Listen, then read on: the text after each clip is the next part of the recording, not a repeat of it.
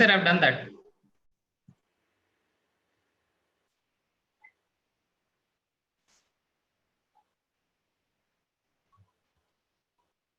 Just a tip, anybody wants to unmute in between, press the space button and you can unmute and speak. I love the fact that on my shirt there's a donkey and on Sachin's a Ferrari.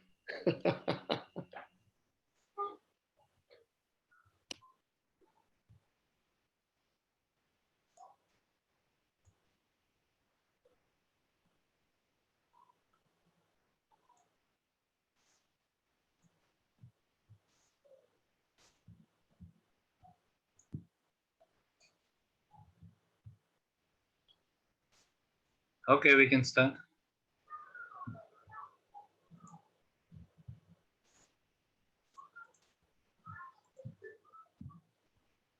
We can start, Sachin sir. Parag goes in first. Parag has to unmute him. He's muted. Parag, unmute your speaker. So, good evening, everybody. Welcome to the first webinar hosted by the Pune Knee course. I welcome all the panelists as well as all the viewers who have tuned in today. We are faced with a very unprecedented situation, and it's really a difficult time. Just the government of Maharashtra has announced the extension of the lockdown by 2 weeks, and we are locked down till 29th. So let's hope that helps. So what do we do in the meantime? So Sachin Tapaswi thought that we should do this Pune Knee course webinar, and here we are. We are very happy to have a very rich faculty today, and we are very happy to have Andy William with us, who has joined us all the way from London. Everybody knows Andy William, and he's going to be the star faculty today. And we have a webinar which is going to be on all you need to know about ACL surgery. So we have 4 talks. But the first one is on why are ACL reconstruction failing by Dinsha. Then we have a talk on how do I avoid 2-stage procedures in revision ACL reconstruction by Dr. Andy Williams. Then we have Sachin speaking on infection in ACL surgery. And then we have Andy William again to speak to us on arthrofibrosis after ACL surgery. What are the strategies?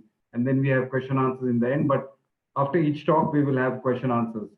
So before I hand it over to Andy, all of you know that the Pune Knee course, now we've changed the dates from 23rd, 24th, 25th April to 5th, 6th and 7th of November.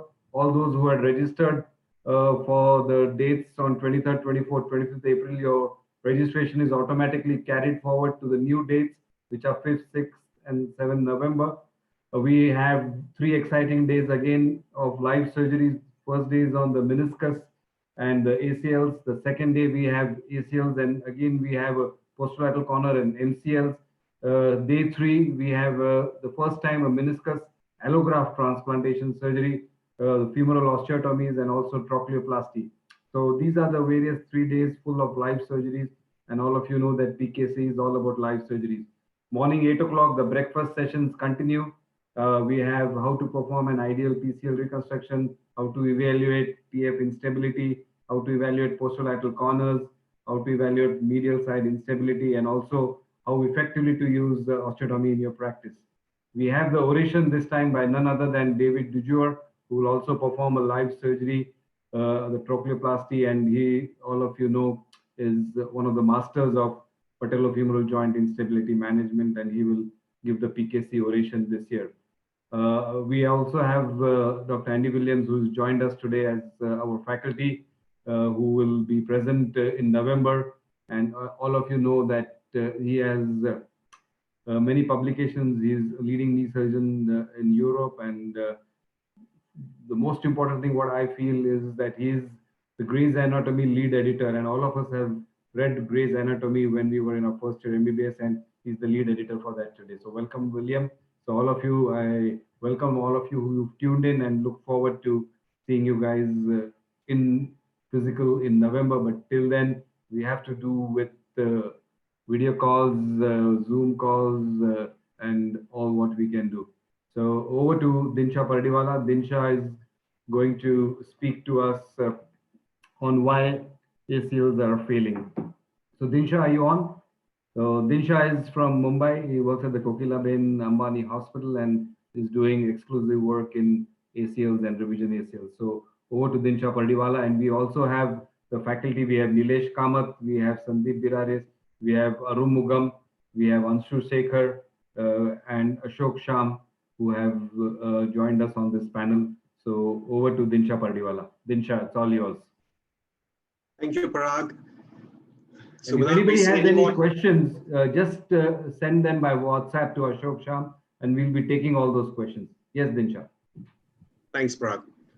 So I'm going to take why are ACL reconstructions failing in 2020? We know that ACL reconstructions are commonly performed procedures. They're successful procedures. And we can see this particular footballer that I've done about 18 years back with the technique that's not followed today.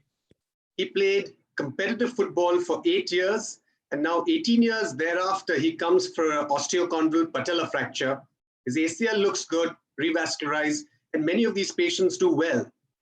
But with the increase in number of primary ACL reconstructions, we know that the subsequent need for revision ACL reconstructions is also going to increase.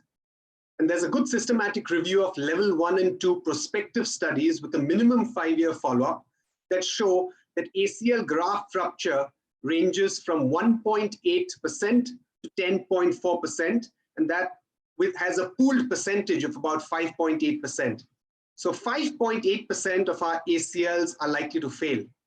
We also know that this is a normal population. If you have a high-risk group and you've got athletes only, you might find that these 5.8% percentages might go right up to 15 or 20% too, as has been seen with adolescent females.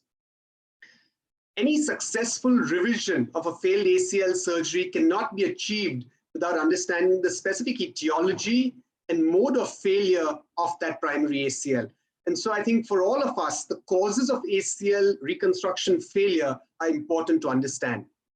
And these are technical, biological, traumatic, failure to recognize secondary instabilities, and patient factors.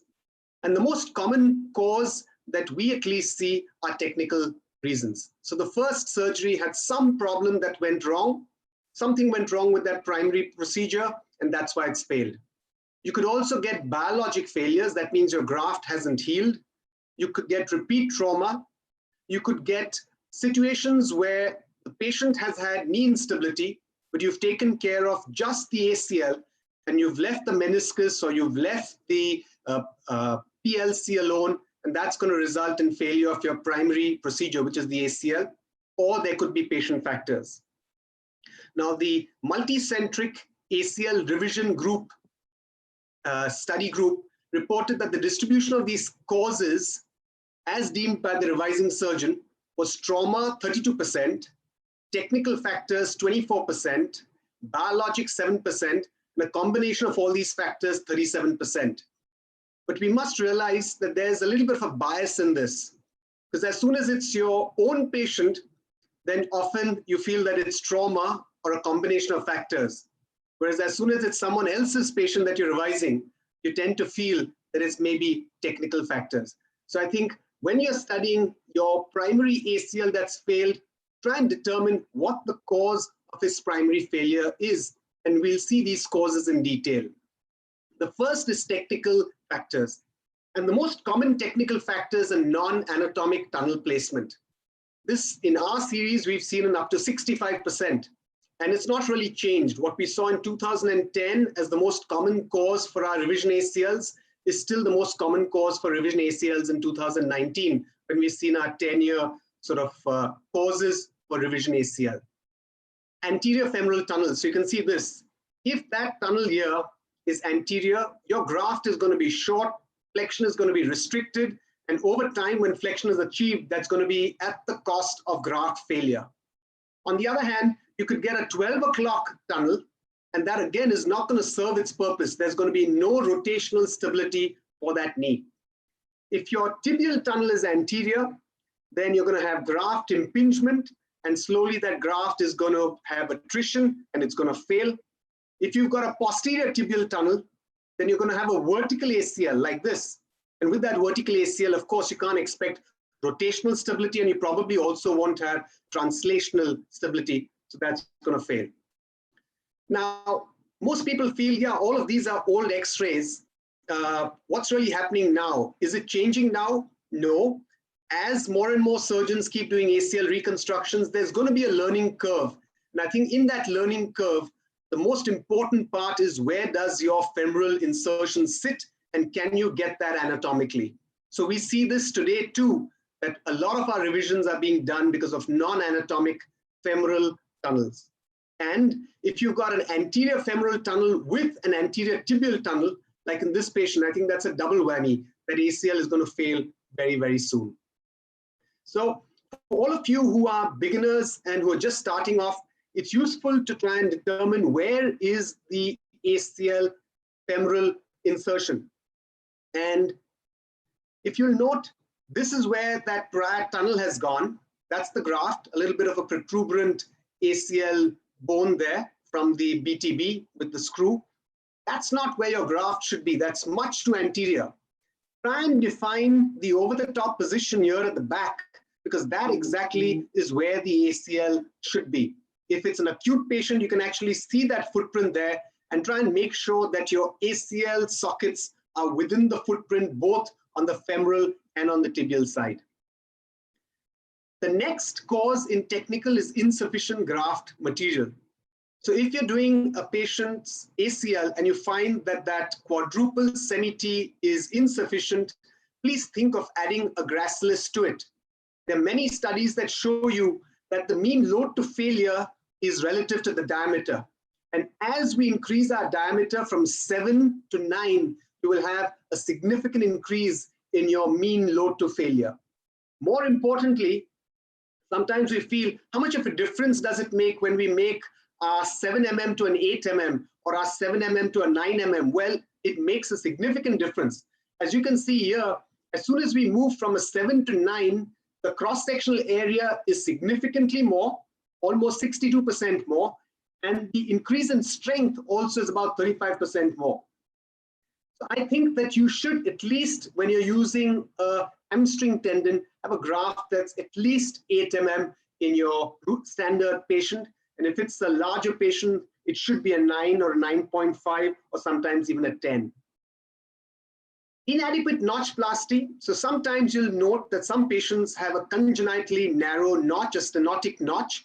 And if you don't identify that and you don't do a notchplasty, your secondary impingement because of that narrow notch is likely to cause attrition on your graft, and your graft is likely to fail. So identify the notch and do a notchplasty in the indicated scenarios.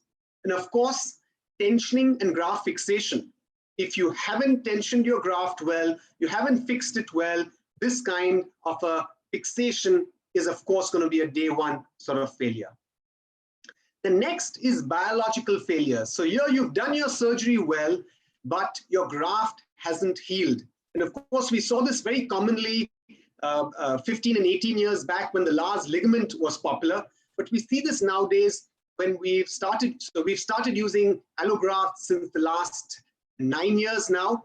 And we do see the rare case of failed ligamentization with the allograft, cadaveric allograft ligaments that we're using.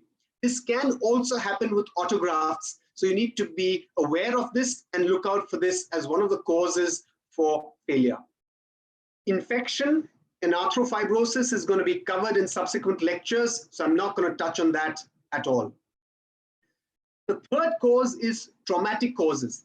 And in these, you can have two types of patients. Those that fail early, that means before graft incorporation has actually taken place, that means before 6 or 9 months. These are early traumatic failures. And of course, the late ones that can happen subsequently during sports. And in these early failures, there are two groups of patients that I think you need to be particularly careful about. One is patients who have a high BMI. We know that a high BMI affects neuromuscular control. Patients who have a high BMI tend to recover their strength much more. It's a much slower process than in normal patients. So you need to be a little slow with these patients who have a high BMI. don't get them to start running, jumping early before ensuring that they've got their strength and they've got their neuromuscular control. The second is the enthusiastic adolescent or young male athlete who's really feeling normal long before his graft is healed and who's trying to do stuff that's way beyond the capabilities of that graft at 4 months and 5 months. I think you need to be particularly careful of these over-enthusiastic young males. So these two groups tend to land up with early failures. But we also see very commonly nowadays late failures. So like this fast bowler, he's undergone an ACL reconstruction, right knee. This is done about 6 years back. He's back to competitive crickets in the last 4 to 5 years. He tries to go for a catch in his follow through. His spikes get caught, his ankle twists, his knee goes into hyperflexion with a valgus sort of force, and that snaps his ACL. So 6 years down the line, he snapped his ACL, and this is a true traumatic failure of his ACL. And when you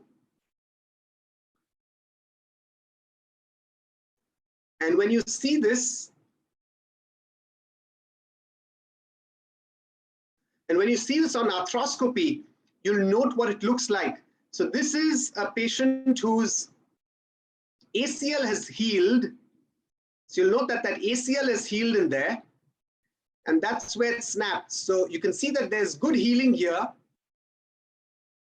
but that's a complete tear of that ACL. And so you may actually find true traumatic failures too, and these two tend to happen. And as per the Mars study, they happen in at least 39% of patients today in this era.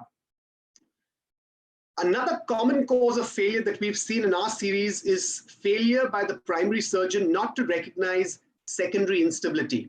And there are multiple causes for that. It could be skeletal malalignment, it could be meniscal loss, it could be a varus or a valgus instability, or it could be an anterolateral rotatory instability that's not being recognized. So like this patient, he's undergone 2 ACLs. The first was probably a transtibial, the second was probably a transportal, and he's still got a significant pivot shift and now can voluntarily shift and do a pivot shift too. A patient like this, if you don't recognize the anterolateral instability there and don't think of an extra-articular procedure for him, like maybe an LET or an ALL, then this is likely to fail for the 3rd time too. Varus and valgus instabilities, make sure that you identify whether the patient had a PLC or a posteromedial corner complex tear along with that ACL. And if that was missed, that ACL, which has been reconstructed, is going to fail. Excessive stresses are going to be put onto that graft because of inadequate capsular ligaments. And when that fails, again, if you don't identify this and don't take care of this, you would have your revision failing too. So identify other ligament instabilities. Skeletal malalignment too needs to be identified. We know that varus malalignment puts excessive stresses on your ACL. And so if you haven't identified varus malalignment and you do just an ACL reconstruction, it's highly likely that over time, there's going to be a slow failure of that ACL. And he's going to come back to you with instability, with a varus malalignment. And in these scenarios, it's going to be not just your revision ACL. You must think of doing proximal tibial osteotomy. And you may add a decrease of your slope at the same time, take care of an ACL insufficiency. Meniscus deficiency, again, in our series, we've seen that this is one of the major causes for recurrent instability. We need to recognize that the meniscus is a secondary stabilizer for the ACL. So normally, you don't have an ACL, your meniscus there is your secondary stabilizer. That's going to be taking all that load, and over time, you'll land up with either a root tear or a ramp lesion or a longitudinal tear peripherally. And we know from many studies that if you've got a tear of just the ACL, you're likely to have an anterior translation of about 10 mm. But as soon as you've got a very significant anterior translation or you've got a pivot shift, you have to suspect that it's not just the ACL. Your ACL is gone and probably one of the menisci, most likely the lateral meniscus, is insufficient.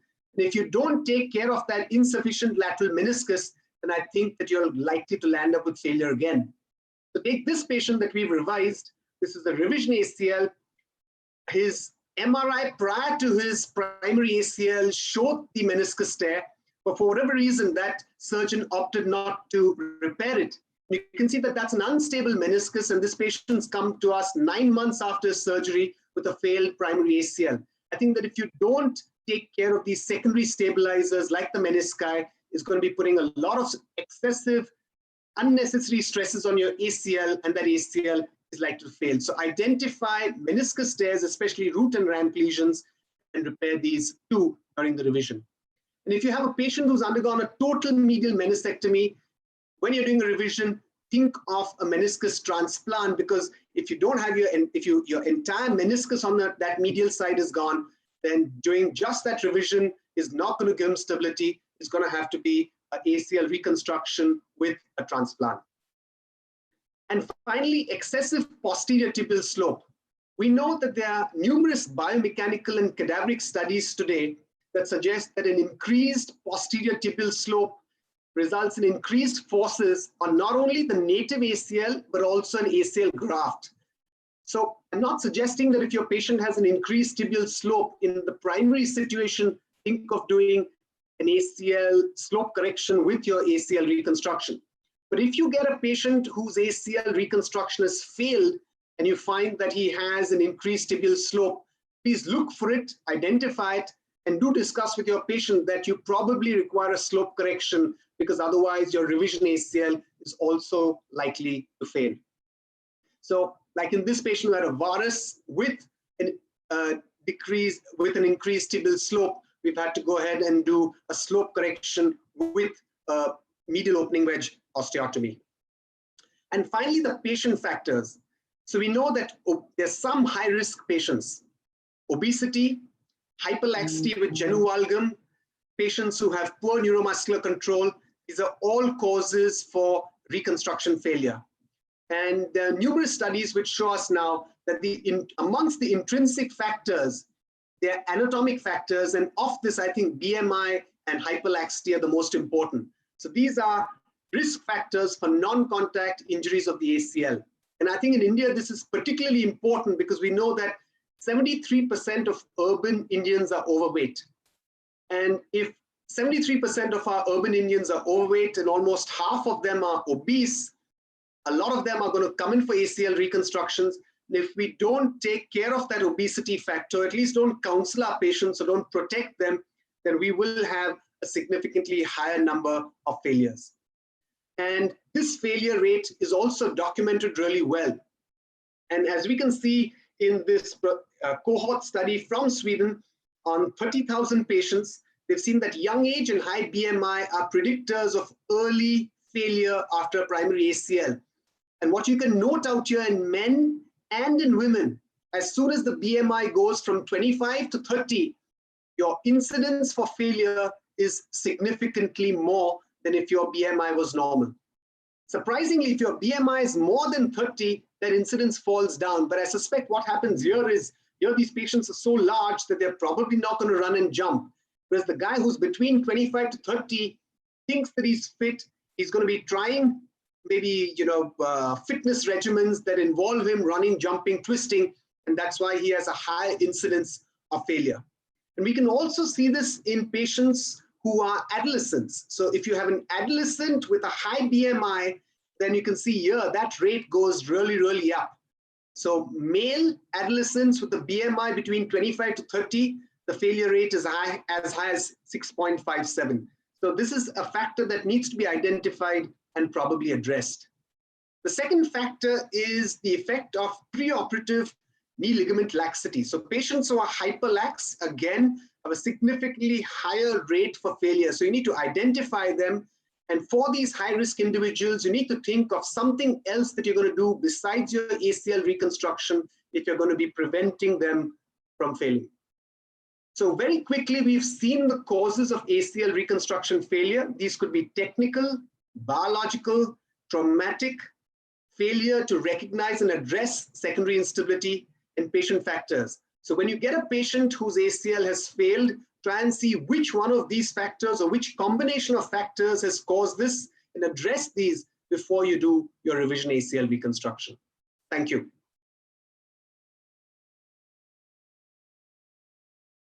Thank you, Dinshaw. That was excellent. Parag, any questions from the attendees? Yes, there have been some questions which have come to me. So Yeah. one of the questions is, Dinsha spoke about the graft size. So what is the minimum size of the graft you should have when you do a primary ACL reconstruction? So I think it depends on two factors. One is the size of the patient itself. So you can't have one size fits all. So you could have a very small, short lady, and for her, maybe a 7.5 is going to be adequate. But I wouldn't want to go to a 7. It would be a 7.5 or an 8. But if you've got a larger patient, you've got a patient who's going to be going back to sports, and you're doing your typical ACL reconstruction without any remnant preservation, I think you should be looking at an 8.5, a 9, or maybe even a 9.5. okay. Okay, Andy, a question for you. What should be the minimum graft size for a revision ACL? Well, I'll cover that in my talk. Perfect. So Okay. it all depends. You can get too big. You can be too small. Okay. Parag, any more questions? Yeah, there are two more questions. Dinsha, you spoke about ligamentization. So the question is, how does the post-op protocol, and what should be the post-op protocol so as to not damage the graft before it ligamentizes? So what's the correlation? So that's the question for you. I think the whole rehab, I mean, that's a topic on itself. So your whole rehab, especially in the initial phases, is being done so that you regain your strength, you regain your range, you regain your neuromuscular control without putting excessive stresses onto that ACL. There's a lot of talk now on dynamic ACL bracing to ensure that you can do that without putting too many stresses on the graft too. But you certainly don't want your patients twisting, turning, and doing uncontrolled sort of activities before 8 to 9 months. For 8 to 9 months. Yeah. Okay. Anything that they should not do in the first 8 weeks? A lot of things that they shouldn't be doing in the first 8 weeks. Yeah. So anything related to weight bearing? No, I think weight bearing, there's no problem at all. So if it's an isolated ACL reconstruction, you can allow them weight bearing immediately. Weight bearing is not the problem. It's really the twisting, turning sort of forces. It's also trying to do too much of an open chain that's going to put stress onto the ACL in the first few weeks. Okay, so there's a last question from one of the viewers is the tibial slope. So he says that the tibial slope is a patient factor. So it cannot be like a secondary factor. So if the slope can vary from 4 degrees to 11 degrees, the native slope. So if you see on your pre-op x-rays that the slope is quite high, so how does that impact your primary ACL? Or what were you talking? Was it like because of an osteotomy that have you created the increase in slope, or just little clarification on that? No, so I think there are physiological differences in the slope, and between 6 to 9 would be considered normal on the medial side. But as soon as you've got a slope of 12 or 15, which is a normal sort of pathological variant of that posterior slope, that ACL is going to be put through greater stress. Now, I don't think anyone's advocating a slope correction osteotomy primarily in these patients. I think that's probably a zone that we haven't gone to as yet. But certainly if your primary ACL's failed, you're going to assess the slope. And if your slope is, say, 15 degrees in that patient, and you've already had a failure once, I think you need to not only be aware of that, but you also probably need to correct that. Because if you don't correct that slope, the possibility that that patient's going to come back with a second failure is extremely high. So for me, one failure would be enough to correct the slope. I think some people feel maybe a second failure, because the slope correction osteotomy is a significant procedure. It's not just a soft tissue procedure. But certainly you need to identify what that slope is and identify whether this patient falls into the high risk group or not. Okay, great. So those are the only 3 questions we had. The last one was from Dr. Mendranath from Varanasi. Okay. Can I ask one question? Sure, Arup. Dinsha, very elaborate, nice talk. But as you know, even the graft size also is all patient factor.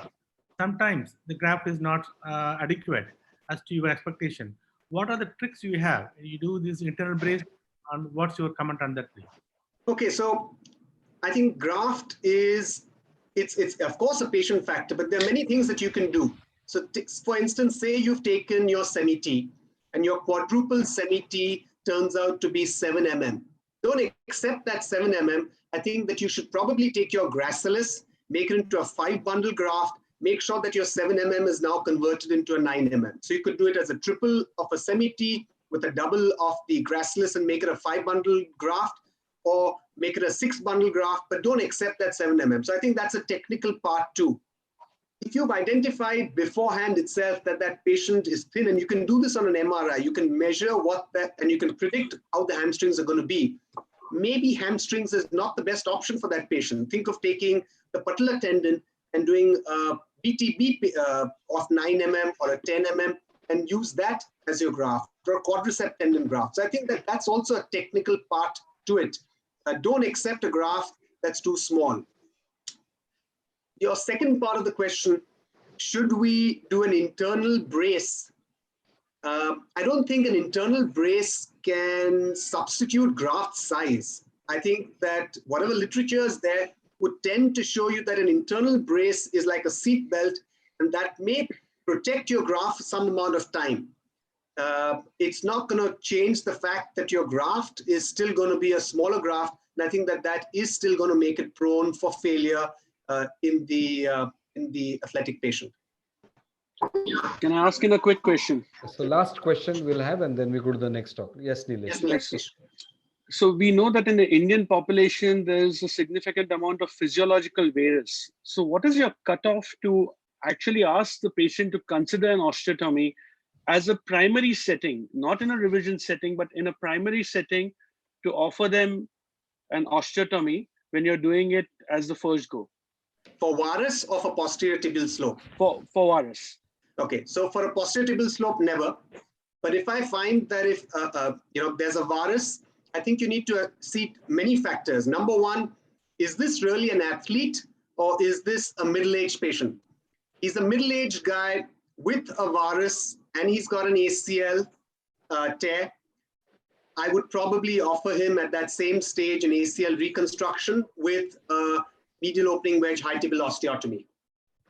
If it's a younger patient who's an athlete, he's a footballer, he's got varus knees, he's got an ACL deficient knee, I'm not going to offer him a first stage medial opening wedge osteotomy. You convert this guy who's got genu varum into an alignment on one side, his other side still got the varus, he's going to lose his ability to play football. So I think you need to see the full picture, and in a particular patient, you're going to offer them osteotomies if it's really, really indicated. I know it gets a little controversial. So on the one hand, you're saying that if you've got, say, a 7-degree varus in that primary ACL, excessive forces on that graft, it's probably going to fail. But if he's a competitive footballer, are you really going to be doing an osteotomy with an ACL? So I think you need to look at all of that and then decide whether an osteotomy is going to be done primarily or not. So there's no objective criteria. It's the overall picture that we're looking at. I think it's the overall picture. You're seeing many different factors all at once. Okay, thank you. Okay, perfect. So excellent talk, Dinsha. Lovely. Thank you. Sachin, over to you. Unmute. Perfect. So that sets the tone for this whole webinar on revision ACLs. Dinsha sort of got us to exactly why the ACLs fail. And I think it's a great pleasure to invite Dr. Andy Williams now to discuss and look at his technique as to how he tries to prevent doing a 2-stage and his tips and tricks to sort of do a single-stage ACL, of course, in a non-infected situation. Andy, over to you. Thank you very much. Can you see my screen or not? Not yet. Okay. Ashok? Just press the share screen, which you will see. Got that? Press, yeah. There you go. Make it full screen now. Okay. Lovely. We can, yeah. Perfect. You got it. So, Okay. it's a great pleasure to be with you all. I wish I could see your faces, but you can understand the current situation. So this is a picture of London I took back in 1976 when the sun last shone here. Now, two-stage revision ACL is really unattractive to the patient. It's usually 3 to 6 months between the two stages. And if you're a professional athlete, that may actually mean that you lose another season. For them, that could be career ending. It's more expensive, there's more morbidity. And I suspect a lot of surgeons do two-stage procedures as a reflex decision. They don't really consider whether a one-stage is possible. Now, of course, the truth is I do two-stage procedures. I've even published on it. In this example on the right, you can see a huge defect in the tibia. The only answer here is a bone grafting first stage and a second stage revision. But the truth is I do very, very few two-stage procedures. If you look at my series of 204 patients in that time period from 09 to 17, only 3 of them were two-stage. So you've got to realize my practice is really unusual, and you could say that this is a very dangerous talk. But at the end, I will present my data on results because I felt duty bound when I realized how unusual my practice was to check it out. Now, these are the prerequisites for getting a good result for any reconstruction, primary or revision. You need a good graft. You've got to put it in the right place. You've got to fix it properly. And then you've got to think about how you minimize the stresses. Now, if you've got a posterior slope that's high in a primary setting, you probably wouldn't do an osteotomy, but then you might add a tenodesis to try and offset that increased risk. And there are various options you can see listed here, and Dinshaw covered most of those. When you plan for a revision procedure, you've got to work out why the primary case failed, because you don't want to repeat mistakes. And you've also got to think about the previous graft type. Patellar tendon is a great graft to revise because the bone blocks mean that you rarely have problems with loss of bone, whereas soft tissue grafts can be more problematic. You've got to look at the fixation devices, the type of them, where they are, whether you should remove them, whether you can ignore them if they're too far out of the way, which makes life easy. If they're absorbable, of course, you can drill through them, but you do scatter debris. And there is some thought that maybe that's a reason for tunnel widening in revision cases if you've done that. You need to assess the previous tunnel size and position, and I'd always get a CT scan prior to surgery, and then you've got to choose your graft. Over the last 10, 15 years, I've been using an algorithm that I've created, and hopefully we'll have this published in print very shortly. We've got a paper being reviewed at one of the big journals at the moment. And so there's a thought process which I like to apply. So the first thing is about graft choice. And autograft is far superior to allograft. You can see the big increase in failure rate of nearly 3 times from the Mars group. And so I really don't like using allograft unless I've got no other option. And with various tricks that I'll show you, you can cope with a tunnel up to 20 millimeters diameter if you use bone blocks on a quad tendon or a patellar tendon. Those blocks are square, so you get the square peg in a round hole phenomenon. And you can also use large metal screws that can fill a void. Hamstrings can be tripled or quadrupled, and you can deal with a tunnel probably up to 17 millimeters with those, particularly combined with an interference fit screw. Allograft is attractive because you don't have to harvest, and also the bulk of the graft is big. But as I said, the failure rate is too much for my liking. I always add a tenodesis in every revision case. Now, there are various scenarios to deal with. First of all, if the tunnels are nowhere near okay, some of those ones that Dinshaw showed would be easy revisions. It'd be like a primary reconstruction, and you just create new tunnels. But do think about graft size. If you have a big graft, you have a big tunnel, and that'll get you closer to the original tunnel, and you may get conflict. So you don't want to overdo it. Obviously, you need a minimum size, and certainly in our patients in the West, a minimum of 8 millimeters diameter for hamstrings would be what I wanted. If the fixation devices are out the way, there's no need to remove them. So you can bypass them, it's quite simple. So this is a win. Another win is where the previous surgeon did a great job and the tunnels haven't widened. You can reuse those tunnels. There you've got to make sure you clear the soft tissue properly, and you've got to make sure that you get bleeding bone in the tunnels by decorticating them using a curette or a microfracture pick to create bleeding. Now we get into the difficult scenario, the first of the 2 difficult ones. What about very widened tunnels? Well, you can use a big graft, and we've talked about multi-strand hamstrings. You can use the bone blocks on a patellar tendon or quad tendon. You could use allograft. The only downside of a very big graft is the risk of impingement in the notch, and so notchplasty becomes regularly required for this. You can use large metal screws to fill voids, and you can use those screws to push the graft eccentrically within a large tunnel to the position you want. Occasionally, I'll do an acute allograft bone dowel grafting and then drill through those grafts in a one-stage procedure. I'll show you an example of that in a minute. And never forget, on the femoral side, the over-the-top position is a good option. And really, it's the tibia that's the problem. So here's a professional rugby league player. He's had 3 previous ACLs in this knee, and he's coming towards the end of his career, and he will not have a 2-stage procedure. He just says he can't cope with it, he needs another contract. So I looked at the axial, and I thought, well, it looks like there's 3 separate drill holes here that have come. And I was able to fill those 2 anterior ones with bone graft, and then use the posterior as my new tunnel. So here is his knee. I've taken a big patellar tendon graft, and I've got these bone dowels into press fit. I've held them with K-wires, transfixed them into the joint, and you can just see the tip of the K-wire here. And then I've, with a guide wire, very, very gently drilled up to get a new tunnel. And then I've pulled my graft in. And then when I'm happy with it, I've fixed it. Screws sat in the front, pushing the graft back to where it needs to be so it doesn't impinge. And then bone graft either side, filling those anterior chambers. And so if you're really rigorous with your surgical technique, you can get great results. This guy played at 9 months post-surgery, so it saved his career and he got a new contract. What about this option? Because this is also problematic. If the tunnels are good, but they're just not right, what are you going to do? Well, one option is to use the same tunnel, but deliberately move the center of that tunnel by reaming eccentrically. Now, the price of that, of course, is an increased tunnel diameter, but you can fill that space with a large graft or a metal screw, pushing it where you want it.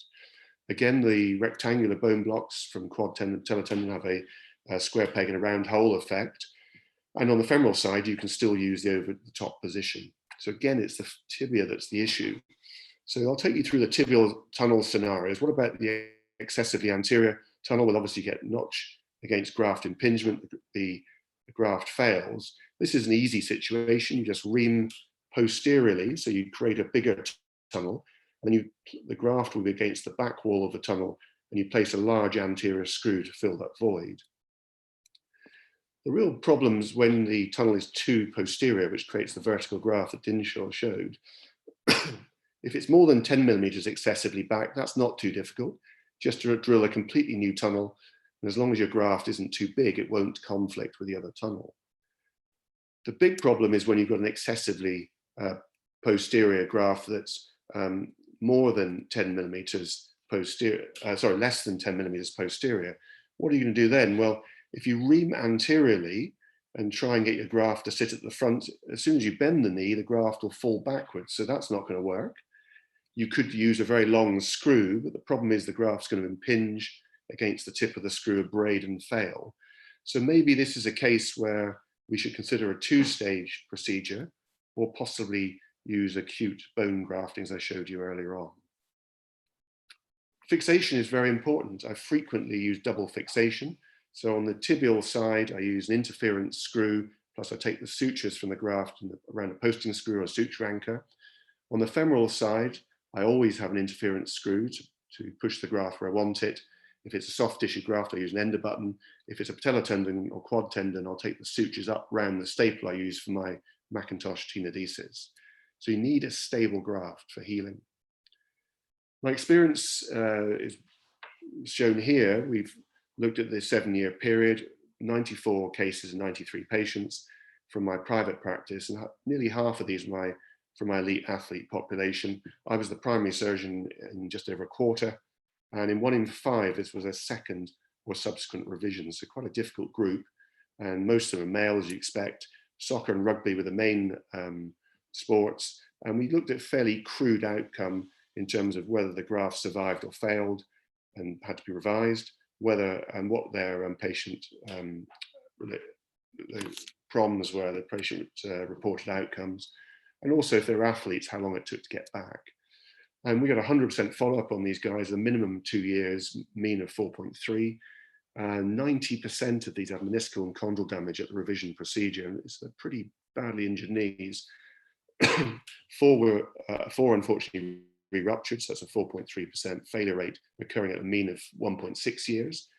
25% nearly had to have further procedures. So it's hard work, this.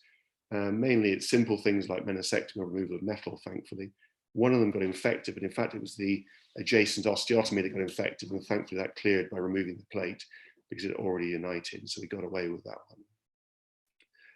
Now, the reason I did this study was because I knew that my practice is very unusual, and I didn't want to be irresponsible. I need to look after my patients, and as you can see, the results for Tegner and Koos were actually very good and very comparative to all other series of revision ACLs, so that's very reassuring.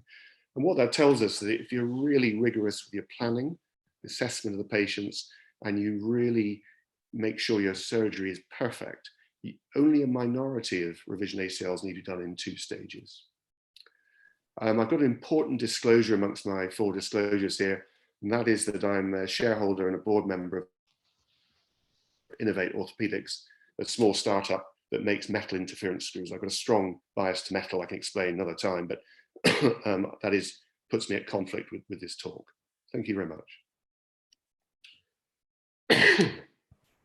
Thank you very much, Andy. That was indeed a complete eye-opener with a fantastic demonstration of a good way to sort of circumvent yourself around this odd situation. Parag, any questions on this from the attendees? Yes. So there's a question which a couple of people have asked. The question is, what is the investigation protocol or the algorithm you need to do before moving on to the actual procedure? So once you see a patient, what is the investigation protocol? So the first thing is never forget that grafts fail because of infection. So I often do bloods, send fluid for culture beforehand, and at the time of surgery, send specimens. And if there's any doubt, you're going to do a 2-stage procedure. In terms of the clinical examination, you've got to beware missed peripheral lesions like a postlateral corner, as we heard earlier on from Dinshaw's talk. And then the x-rays are very important. I get long leg alignment films in most cases, if I've got any doubts about overall coronal alignment. And my standard series is both knees on the same film for an AP, lateral of both knees at 30 degrees flexion, then patellofemoral. And I also get Schuss views as well if I've got any doubts about articular cartilage. And then in every case, I get a CT scan as well. If I'm worried about odd things, then I might get a SPECT CT scan. I find that very useful in my practice. And if I'm really chasing an infection, a white cell label scan as well. But the reality is nuclear medicine I don't use very often for revisions. But of course, you can get a CT scan with that. So if you've got any doubts, then add on the nuclear medicine part of it. Okay, any more questions, Parag? Yeah, so there's a question from Raju Ishwaran.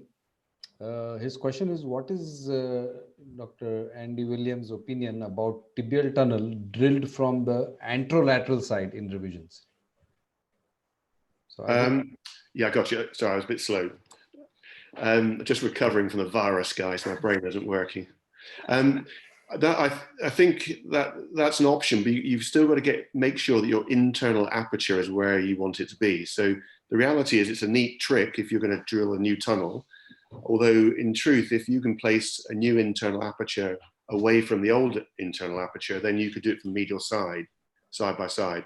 And the other problem, if you come from the lateral side, you've got yet another angle around which the graft is having to turn. And so on the lateral edge of the graft, you're going to get quite a lot of force. But it's a very reasonable option. But I think if you're able to get an internal aperture that's away from and doesn't conflict with the internal aperture of the old operation, then you can almost always do that from the medial side. So one last question. So is it always necessary to consider a lateral extraarticular tenodesis procedure in revisions, or is there any particular protocol you follow that you might not do it? I always do.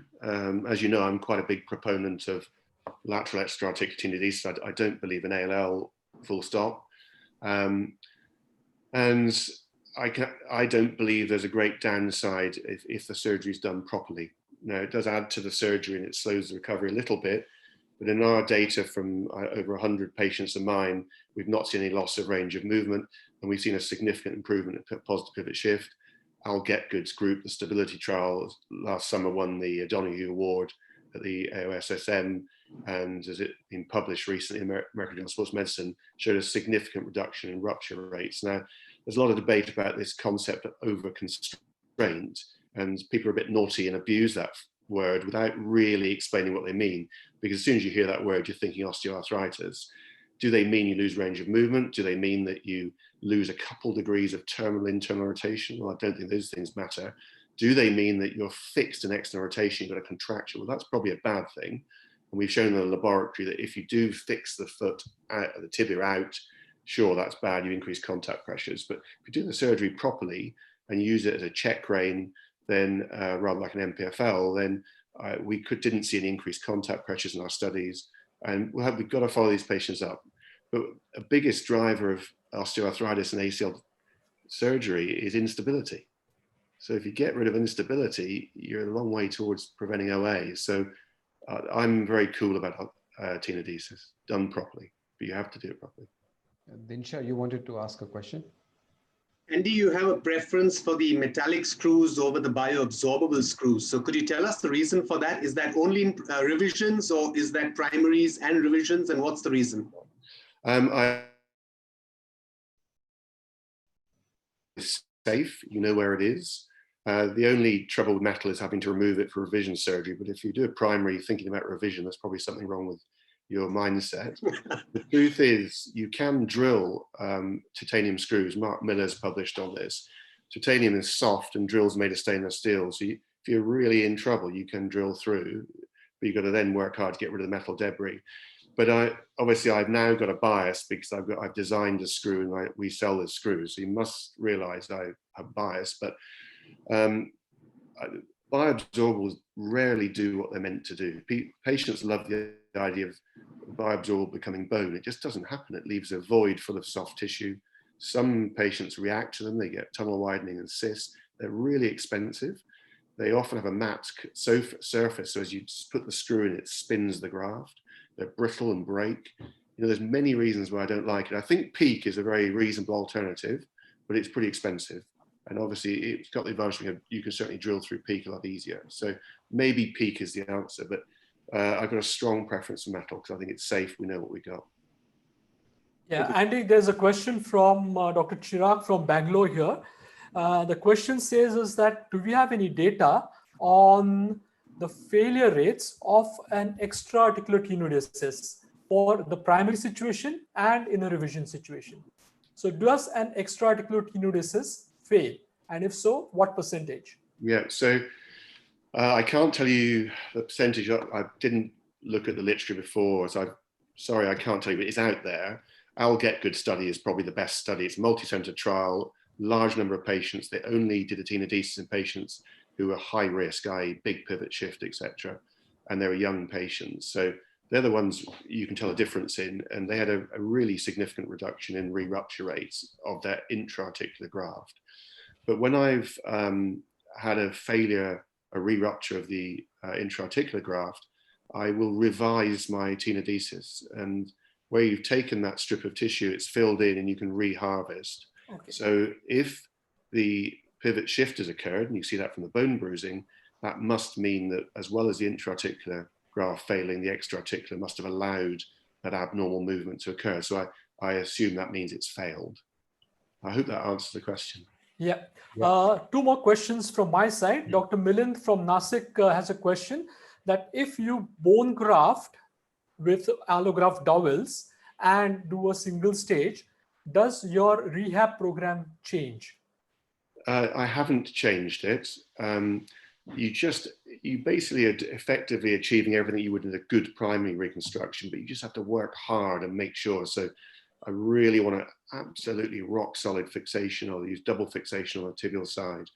And but I don't change the rehab, because the reality is in activities of daily living, the ACL is probably acting more like a proprioceptive organ than a restraint, because the ligament's got a little bit of give in it. And so for those activities, you really aren't stressing the graft very much. And one last question here. Again, this comes from Dr. Bhupesh Karthik. His question is that when you fix a revision with a metal screw, will it give any problems with graft healing because there's metal in there and you're pushing the graft? So yeah, so any screw would be the same effect. I think you reduce the surface area of contact between the graft and the tunnel, but it's if you have adequate stability, it will heal. The key, I believe greatly in aperture healing. We published on this previously, a case of a guy had a discharging hematoma from his hamstring harvest site, and at 6 weeks it was still discharging. We took a sinogram of that, and the dye went up the tibial tunnel through the knee into a popliteal vein. And my boss at the time, Peter Myers in Brisbane, I was on my fellowship, took him to theatre. The screw fell out of the tibia, he pulled out the graft and kept curetting away and washing away. And eventually he realized his curette must have been going to the joint because it was going far enough. And when the water came out the colour it went in, he then put a scope in the knee and had a healthy ACL. Oh. So this ACL graft, from being a rod of tissue, become a tube of tissue. And the guy had a perfectly good result at a year. We did laximetry and everything. So that's published in Arthroscopy. So I think the key is the aperture healing. And so actually probably our concerns about having a small amount of graft against the wall is not so important. Nature's very forgiving. Okay. Sachin, one last question from my side and we go to your talk. Yes, please. Yeah, so this question is from Dr. Siddharth Agarwal from Chandigarh. He wants to know, it's slightly a different question. Is there any way to predict hamstring diameter, thickness and the length pre-operatively? Before you start the surgery, can you predict it by ways? I can't. And I got better at getting bigger tendons because I'm much better at harvesting without soft tissue peeling off the tendon. But there are some studies with ultrasound pre-op, and I think MRI pre-op, but I don't know the answer to the question. But my grafts now are bigger than they used to be, and that's because I actually triple routinely. So I have 6-strand hamstring ACLs, my routine. I do more notchplasties as a result, but they're bigger grafts. And if I'm worried about graft size, particularly in small women, I'll go for a patella tendon graft. And some of these, even the patella tendon grafts have to be small, but it is the best graft. You've got bone block at each end, which heals rapidly. You've got natural attachment of soft tissue to bone. And I can remember a little Nepalese female registrar at the hospital I did, ended up, we only got a 6mm graft, patella tendon, but it worked just fine. So if you're going to have a small graft, choose something other than hamstring. Okay, I think let's move on. There are a lot of questions regarding infection, Sachin, which have come to me. So I think your talk is coming up at the right time. And we have now Sachin Tapaswi speak to us on infection in ACL surgery, right from prevention up to treatment. Over to you, Sachin. Yeah. Thank you, Parag. And infection probably seems to be the most dreaded of our problems. And the incidence, fortunately, if you look at situations when you're doing just a simple arthroscopy, luckily is somewhere between 0.03 to 0.3%. And the variation in these can be from very simple superficial skin infections to even deep-seated septic arthritis. Unfortunately, when we look at the same situation after ligament or implant surgery, this will definitely rise to almost about 1%. And if we don't treat them in time, you're going to have problems of movement as well as problems with chondral damage and arthritis. So the sequelae essentially that we are really concerned about, especially after ACL surgery, are going to be those of stiffness, contractures, muscle loss, muscle weakness, muscle atrophy, and of course of chondral damage and arthritis. So the main causes why you would get an infection after an ACL reconstruction would be if that particular sort of individual, say he's a sportsman, he's had a steroid shot, just to try and take him through the season, and then someone goes in and does a surgery on him just after the season, or if there's improper sterilization, the OR environment is not that clean, if you've got skin lesions, and if you have supracutaneous sutures, all of them are very important causes. Steroids essentially have a very strong association, and it's important that if you have had a steroid injection, then you have a slightly higher risk of getting an infection as high as 0.6 to 1% at 3 and 6 months, which has been sort of published in this large Medicare population study almost about 5 years ago. So steroid injections, if you have a patient who's had a steroid shot, make sure that you don't offer him surgery ASAP and then wait for a while and then do the surgery. There's been a lot of debate on what should be the best way to sterilize. In my practice, we do a plasma sterilization, which I feel is the standard of care as of today. We should shy away from using formalin chambers or using, we should use activated Cydex solution with a lot of care. It has to be essentially marked properly and the soakage has to be followed right down to the T, so as to say. Sterile plastic camera covers can be used, but in a very interesting study that was published from the Singapore General Hospital, they looked at these camera covers at the end of the surgical procedure, and almost about 70% of them had small punctures, which means that at the end of your arthroscopy, probably 3 out of 4 times, you have violated the sterility by using a so-called sterile camera cover, and that gave you a false sense of security. These ACL infections will present, almost 1 in 4 will present within the first 2 to 3 days. These are usually because of Staph aureus. They will present the standard way which an infection would present, with knee pain, swelling, warmth, and all those classic signs of inflammation. About 3 out of 4 will present in an insidious fashion, maybe around 2 weeks following the date of surgery, and they usually have subacute pain, swelling, may be treated initially just with some NSAIDs, and that may mask their clinical presentation, and usually the organism in them is going to be CNS or coagulase negative staphylococci.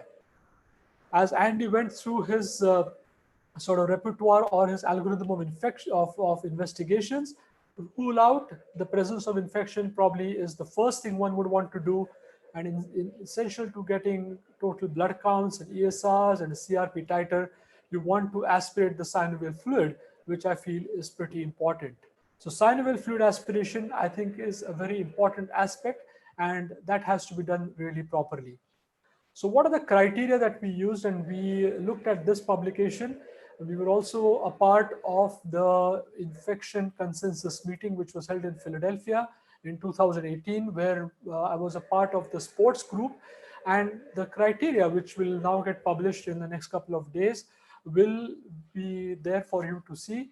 But these are the criteria which should be used for aspiration.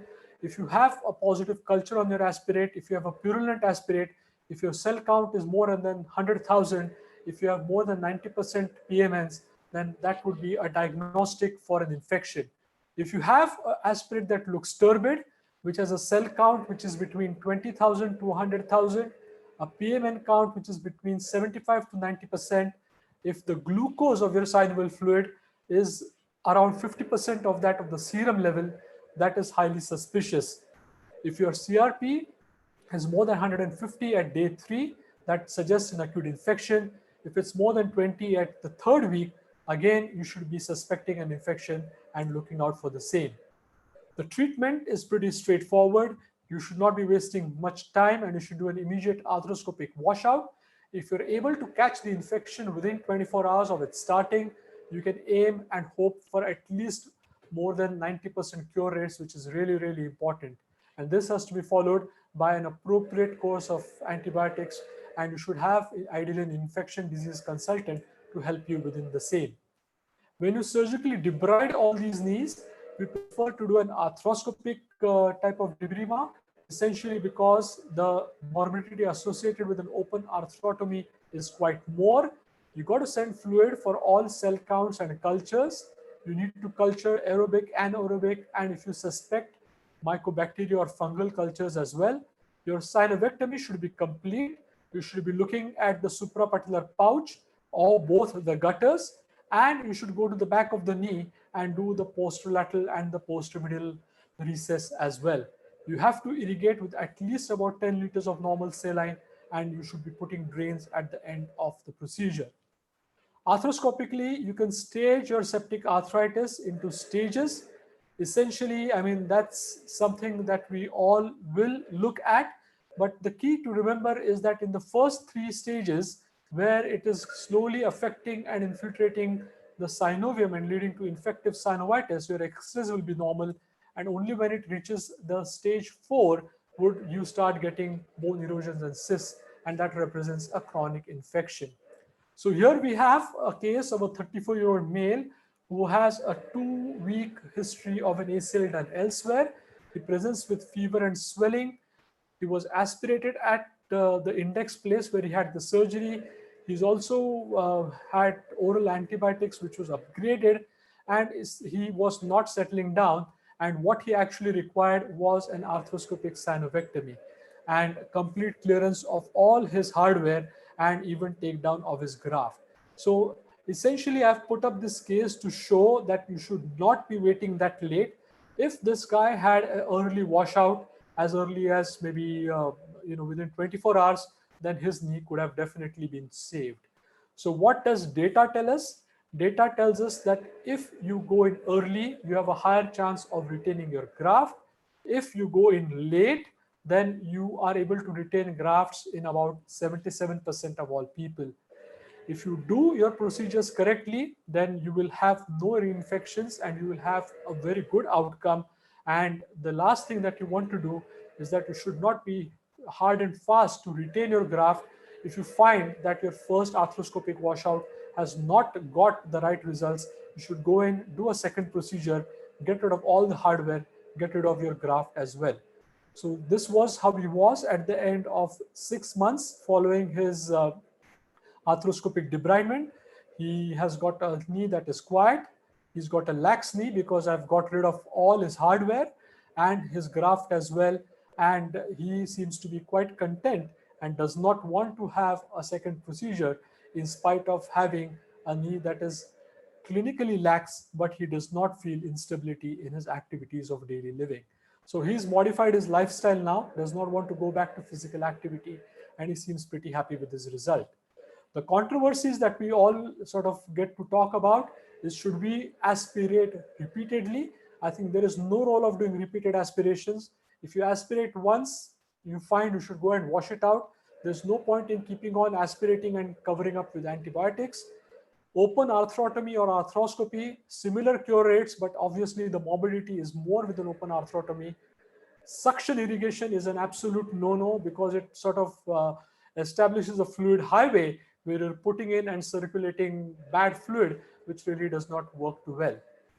Females are less likely to be infected, which was discussed previously.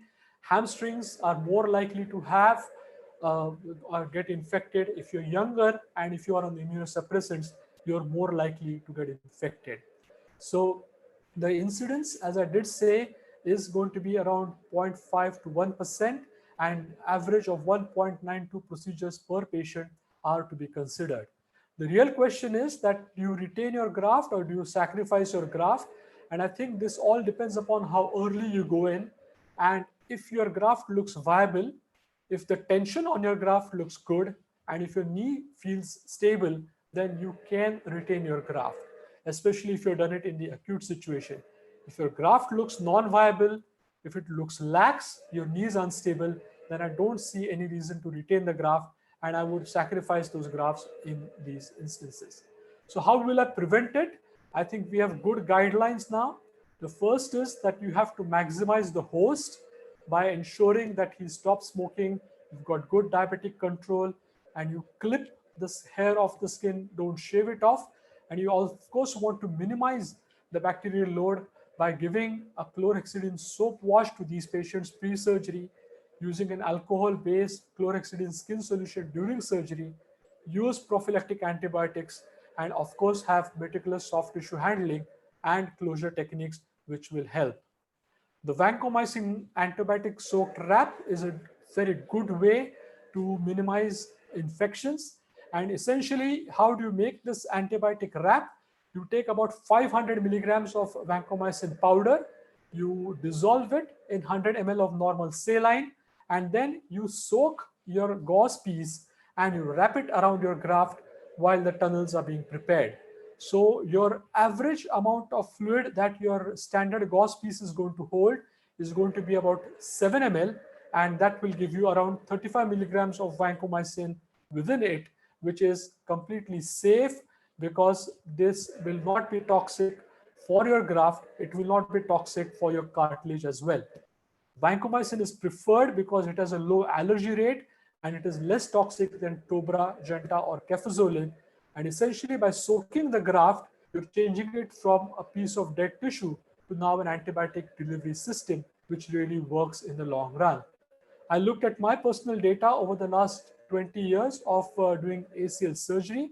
And essentially what I did find that the incidence of my own infections has gone down over the last 6 years after I've started using vancomycin soak grafts in my practice.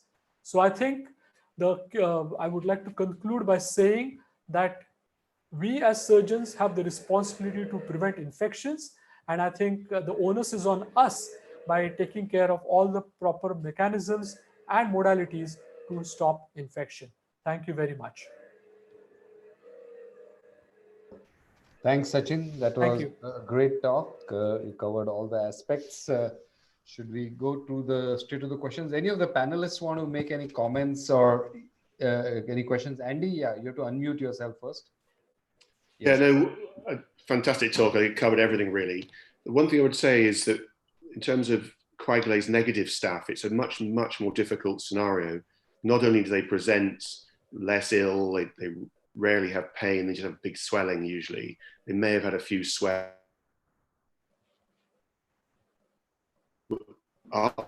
which it will be, but not always over 100. And the other problem is you can't always culture them. Your lab has to work really hard. So culture negative does not rule out infection. And often cases come along for a second opinion and the surgeon said, well, the culture was negative, so I didn't wash it out. Well, if the color, if you've got any suspicion at all, you must be aggressive with it, wash it out, do a synovectomy in all the cases. And it's just, if you leave it, the white cell reaction of the bacteria will eat the articular cartilage. It's a disaster. So the coagulase negative staph, it seems to be now the most common cause. Yeah, that's a great point, I think, and really important for all of us to remember. Absolutely. And also, they often are resistant to the standard antibiotic prophylaxis of cephalosporins. So we've changed our antibiotic prophylaxis about 10 years ago, which plus adding in the vancomycin wrap has made a massive difference. We had a run of infections, and it was terrible. Yeah, Dinshaw? Yes, Dinshaw? Sachin, what are your recommendations for the intra-op disaster where your graft falls on the floor? So say you're doing your surgery, your graft falls on the floor. It's not unknown. What are your recommendations in that scenario? So luckily, I haven't had the opportunity to face that. But the recommendations which we wrote up in the international consensus meeting was that you should soak the graft in a triple antibiotic solution for 30 to 45 minutes before you use it again. Prior to soaking of it, you have to wash it with 2 liters of normal saline and then pre-soak and soak it in a triple antibiotic solution of polymyxin B, gentamicin and vancomycin, and keep it for at least half an hour to 45 minutes before you can reuse it again. You would reuse that graft again? Well, I haven't had the chance to be in that scenario. I think it's always better to be well prepared if that did happen. You don't want to start thinking of what am I going to do. Andy, what would you do for that? Unmute, Andy.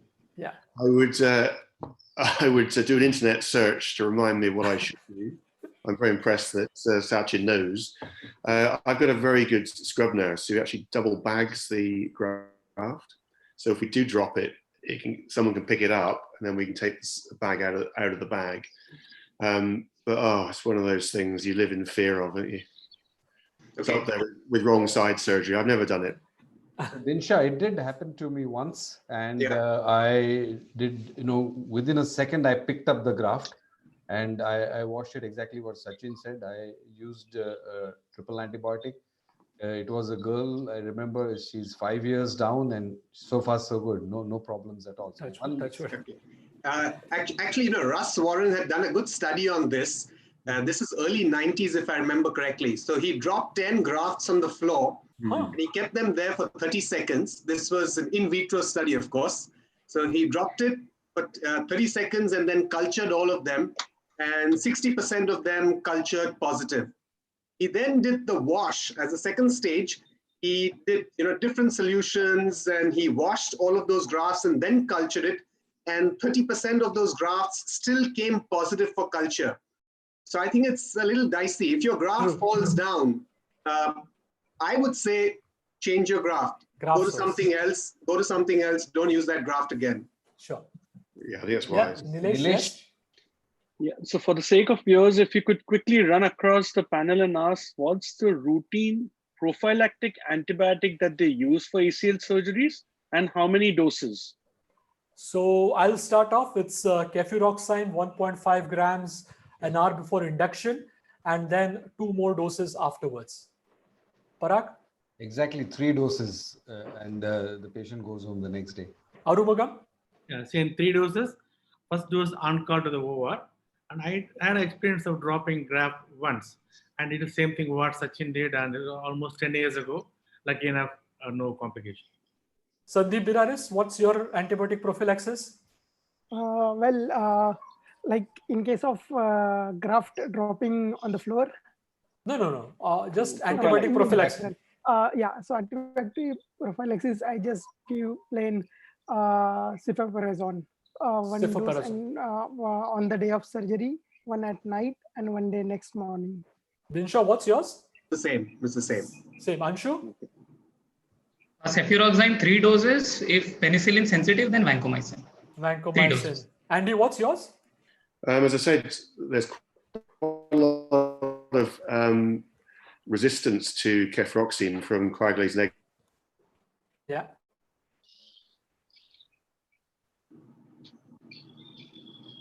I think but you 1 dose to go on the same day. Have you got me back? Yeah, we got you back now. Yeah. Great, sorry about that. Yeah, so 3 doses of cefuroxime, but we also add ticaplanin. We've done that for the last 10 years. Okay. Because the resistance, certainly in the UK, to cefuroxime. Okay, Andy, there's a question that's come up. How do you differentiate bone loss or tunnel dilatation for reaction from a bioscrew vis-a-vis infection? Okay, so you've got tunnel dilatation. How to differentiate whether it is from a bioscrew reaction or it is from infection? This question comes from Dr. Mukesh from Nagpur. A really good question. Basically, you've just got to keep infection in your head, because if you don't, you'll talk it away as if it's just a reaction to the screw. And if in doubt, I would, in fact, I've got a case of this coming up. If in doubt, I'm about to do it. I'm going to take it.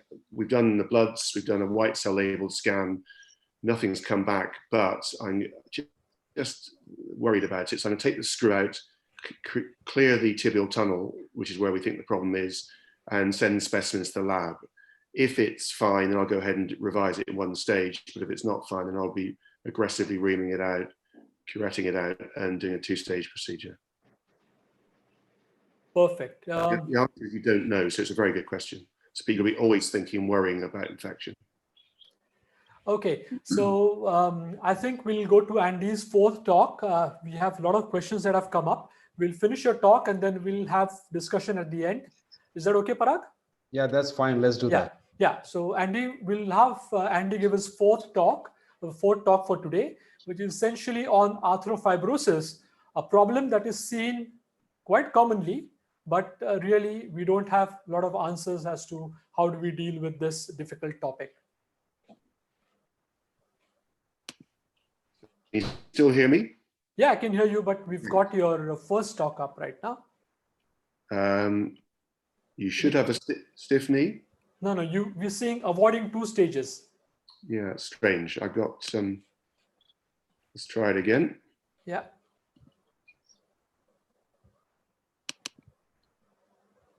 Yeah. Perfect.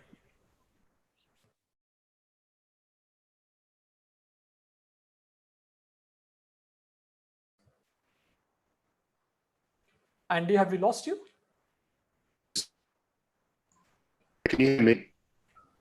His net is a bit unstable. Yeah. We'll get it back. Yeah, now you're good, Andy. Yeah. Great. Okay. Yeah, so I don't like the word arthrofibrosis because I think it's far too frequently used.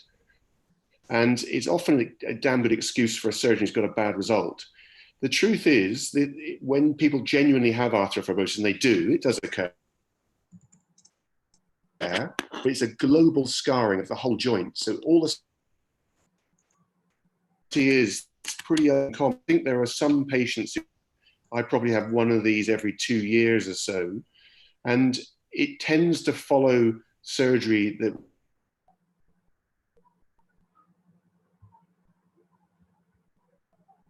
loss of range of movement are due to mechanical pad scarring, as we'll talk later on. And actually, it's the fault of the surgeon. They shouldn't have operated when the knee would need to get the knee right, or the surgery was bad. So I don't like that term arthrofibrosis because it's really, really rare. And most causes of loss of movement are other things. It's an opportunity really, before we get into the subject, to understand some really key. The so-called anterior interval is that space between the patellar tendon and the anterior tibia. And with the knee extended, it's full of fat pad, as you can see on the picture on the left from a study we did and published 10 years ago. But with knee flexion, you can see how the fat pad is moved up from that position into the knee joint. So this anterior interval is full of fat pad and extension, empty and flex. The whole area is incredibly dynamic. And that movement allows natural movement into extension. The largest soft tissue structure in the knee. It's spared in starvation. Patients who die of starvation will still have a healthy fat pad. So there's something unusual about the type of fat. It's also full of stem cells, so it tends to cause scar tissue. And it's also very sensitive. It's got highly innervated and it's a good source of pain. So the patient refuses to move the knee that hurts. Then the stem cells cause the scarring and you get a contracture. And we've recently done an anatomic study and biomechanical study on this, which we published in the European Journal. So if you've got a patient who's got a stiff knee, first thing you've got to do is exclude infection. We've talked about it already, but a knee that loses range of motion is infected until you prove otherwise. Once you've excluded infection, then differentiate intra and extra-articular causes for stiffness. On the right, you can see two pictures of very rare case. Somebody was pushed into a plaster of Paris cast to try and get the knee straight. The artery to the medial gastrocnemius was kinked, and they got ischemic necrosis of medial gastroc. And in fact, their fixed flexion deformity got worse until I released it, as you can see. But the majority of cases are going to be intra-articular. And they're usually due to capsular contracture cases. Ligament contracture, medial, I don't understand the concept of ACL contracture. I think if ACL graft is in the correct to natural ACL, that would stop movement. If you have fractures that are malunited, obviously the incongruous movement. But for sports surgery like ACLs, it's usually problems of cyclops lesions, meniscus tears, or a badly placed tibial tunnel. But despite those mechanical causes, most common cause, loss of extension in particular, but also tightness and flexion is fat pad contracture. These x-rays are from a patient from 15 years ago. Perhaps the physiotherapy wasn't so good then. And you can see how the patella is pulled down post-operatively. And this was an old-fashioned operation followed by old-fashioned physiotherapy. And people used to talk about a patellar tendon contracture. It's not the patellar tendon, it's the fat pad that scars up and draws everything down. Here's an example of a cyclops lesion. You can see a big lump of tissue on the MRI scan here, and then you pop a scope in the joint, there's a big lump blocking the knee in extension. And that's a real win because if you resect it, the knee comes straight. This is another example, and here's the cyclops, and you've got to resect back. And often when you're doing that, I used to get very scared, was I removing the graft? But when you encounter the graft, it really is very obvious. You'll see longitudinal linear fibers, and you know it's time to stop. Often in these cases, you'll need to do a notchplasty and look for debris from surgery, such as a bone that needs to be removed as well. So if there's a genuinely mechanical problem like a cyclops, then that's a really easy scenario to sort out. But with the cyclops, often you get a fat pad contracture because the two go together. And when you have a loss of range of movement, it's important to note that fixed flexion is far bigger a problem than poor flexion. And when a knee won't come straight, the problem is just about always at the front of the joint. It's only very late that you get a posterior capsular contracture. So the most important thing, of course, is to prevent it. And the single commonest problem is the patient who has a fixed flexion deformity after an ACL never had a straight knee prior to surgery. And the surgeon has got to wait until that knee is quiet, which means full, not just passive, but active extension, little swelling, and flexion of at least 100 degrees. You've got to do good surgery. You've got to put the graft in the right place. You've got to be rather atraumatic with your skills. And you try not to touch the fat pad. Now, sometimes you have to, if it's in the way to see, but if you place portals high anterolaterally, then you tend to avoid it, and you can do the whole surgery without touching the fat pad. Rehabilitation has got to be done right. I hate the phrase aggressive rehab. If people beat a knee up, it gets more angry and gets stiffer. It needs to be intensive, not aggressive. Often the people with stiffer knees need time for prehab before the operation. And the sort of thing you'll do pre and post-op are patella glides, passively get the knee straight with prone hangs, with stretches, and but more importantly is isometric quads contractions. The patient's going to drive the knee straight. And I always tell them the pain they get in the fat pad region is nothing to worry about. You can drive through it. They will not cause damage to the knee because they're often frightened of that. If a contracture is established and you're in trouble, we'll obviously carry on with physio, but there is some bracing that can help. That the jazz brace, as shown on the right, involves half-an-hour sessions, 2 or 3 times a day. And every 5 minutes, the patient turns the knob and stretches the knee straight. And slowly but surely, with sustained tension, the knee will come out straight. But not every patient tolerates that well. Manipulation for getting a knee straight just does not work. And serial casting is dangerous, as you've seen. I've seen nerve palsies, full thickness skin breakdown, etc., and it doesn't work. So a manipulation of serial casting for extension is not the answer.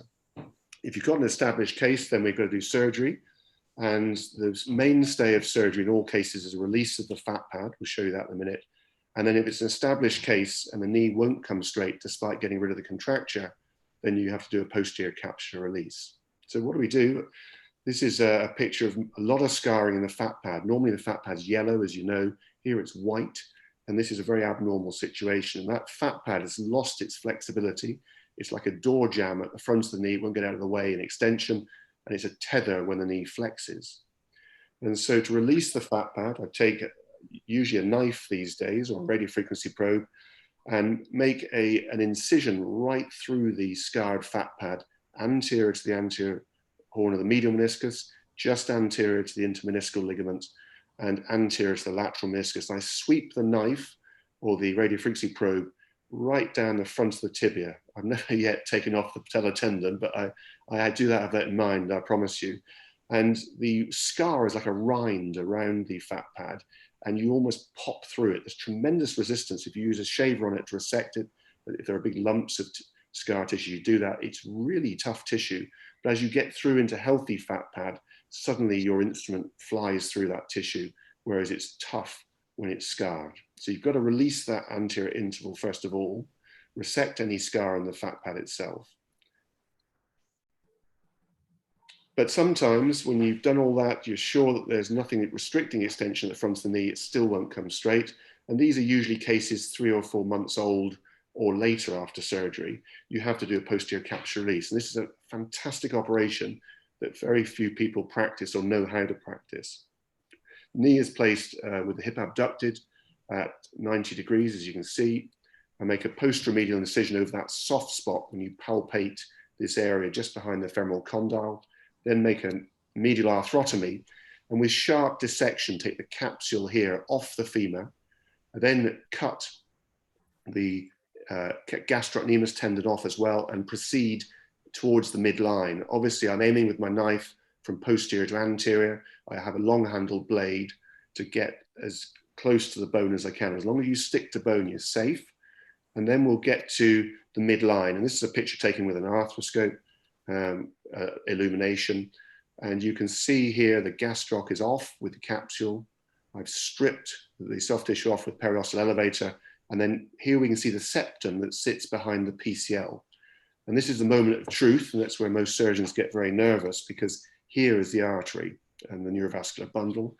So you have your longer handled blade, you aim from posterior to anterior, and you cut on to the lateral femoral condyle to open this posterolateral recess. And once you're in, you're safe because you blade against the femur and you just peel off the capsule, you peel off the lateral gastroc, and then use a periosteal elevator to strip the soft tissues. And this really allows for even hyperextension to come back.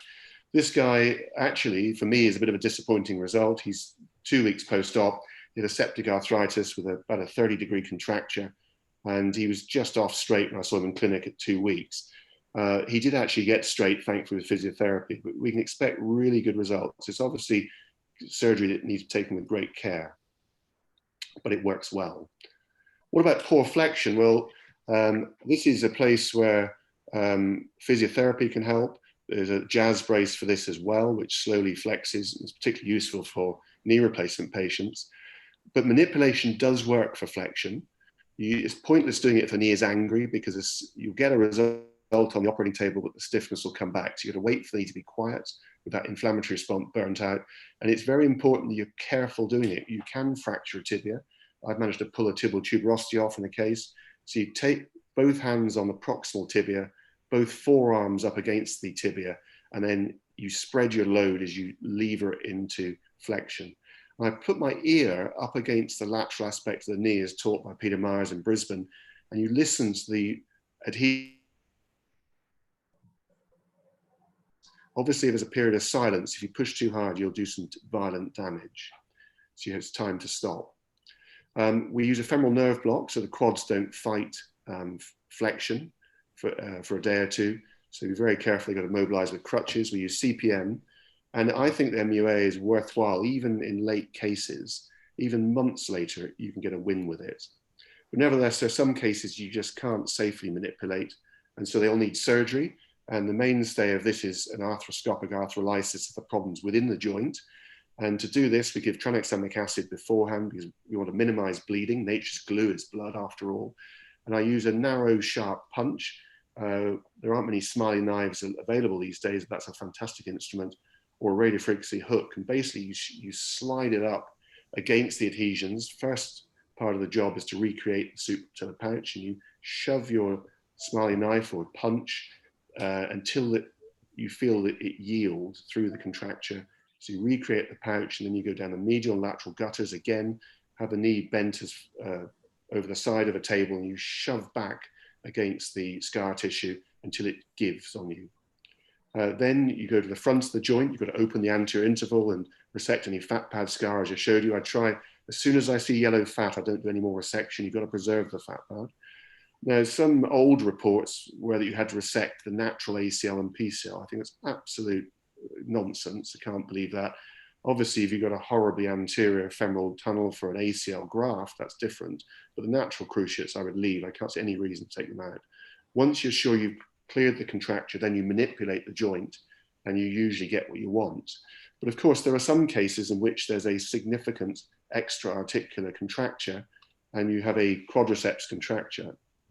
And if you fail to get more adequate bend with the arthrolysis, then you flex, you'll feel the quads tight, and you'll realize that's what's stopping further flexion. So I undertake a Thompson quadsplasty. I center my incision on the middle of the patella, go proximally for the length of the rectus tendon. And then with diathermy, I cut the vastus medialis off the extensor mechanism, do the same for the lateral side.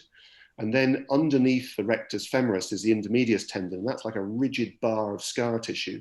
So I put a knife between rectus femoris and the intermedius and excise that intermedius, which is a big contracture.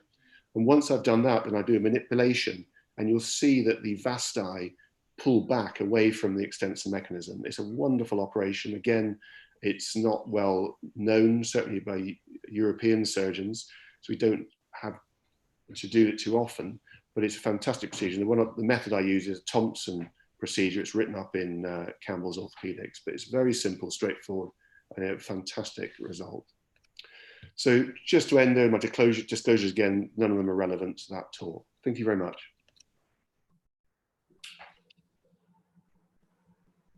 Thank you, Andy. That was a great talk. I think excellent concepts with, couple of them real eye openers with the surgical technique that you described. And thank you so much for this fantastic talk. Uh, I, Ashok has just told us that we have around 4,000 attendees for today's webinar. So that's really great. And there are about 150 questions lined up. So I think, Parag, we can take about 10 to 15 minutes of questions. Is that okay? So I think we should do that. And first, let's take the questions immediately, which are pertinent to Andy's talk on arthrofibrosis. And then we'll go with, there are some questions, Sachin, for the infection and a few general questions. So I have a few questions which have come for Andy. Andy, you spoke about the posterior capsule release.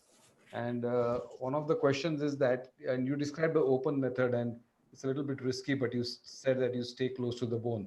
So this question here is that, can we do it arthroscopically instead of doing open? By Prathamesh Jain. He wants to know whether this procedure can be done arthroscopically. No, more safer.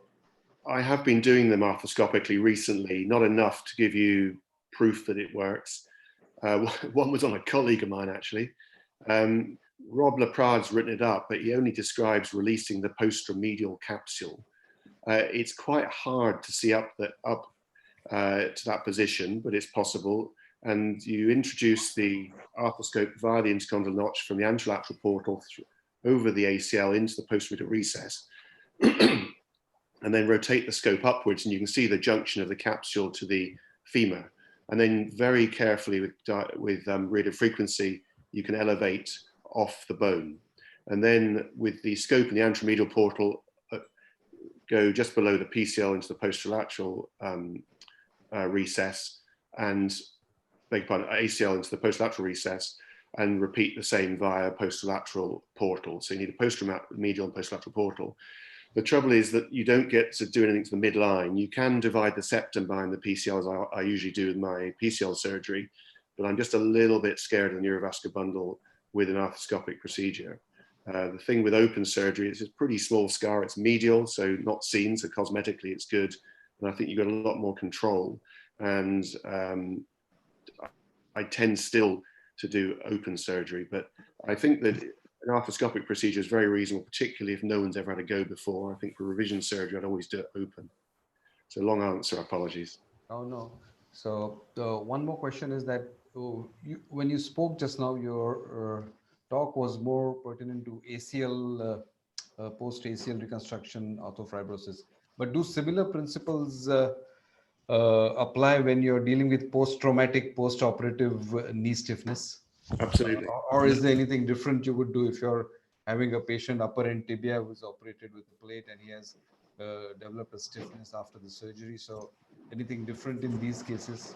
Yeah, the principles are exactly the same. I didn't have time when I give the talk normally, I talk about the natural limitation to extension and flexion. And if you understand those, that's important because you'll know what you've got to restore.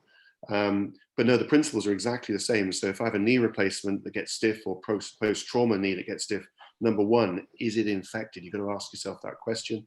And I've recently had a guy who's had a shocking injury. It's a medical legal case, all sorts of trouble. Anyway, we managed to culture something out surgery.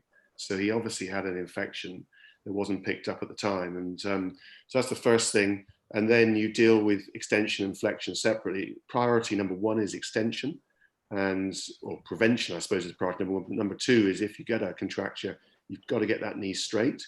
And then once it's straight, you can deal with the flexion. You can rarely go for both at once because the rehab is different.